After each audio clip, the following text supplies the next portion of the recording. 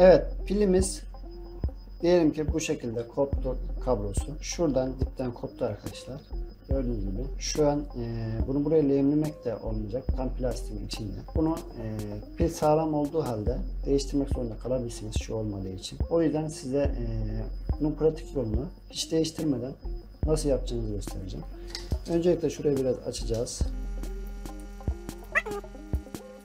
Burayı açtıktan sonra arkadaşlar şu şekilde göstereyim. Ucumuzu açtıktan sonra şu kısmı şu şekilde bastırıp ittirerek gördüğünüz gibi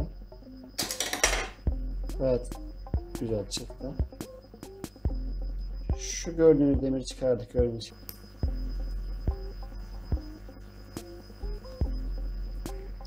Evet, kalan plastiğimizi çıkardık.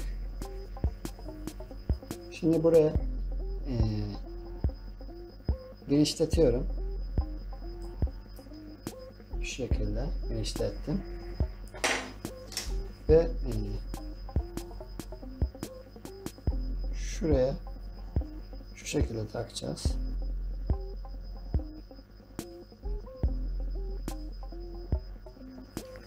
Buraya taktık arkadaşlar. Şimdi bunu sıkıştıracağım. Bunu ister lehimleyin, ister bu şekilde sıkıştırın. Ben hem sıkıştıracağım hem de ufak bir lehim atacağım buraya. Daha sağlıklı olması için arkadaşlar.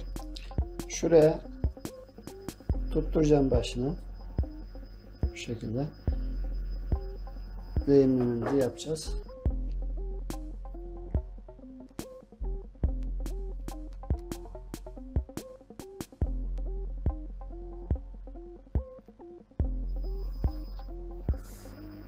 Evet, gayet güzel oldu.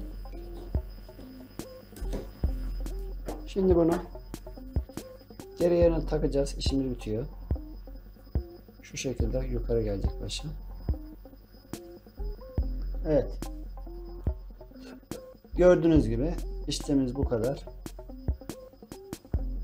Umarım faydalı olmuştur.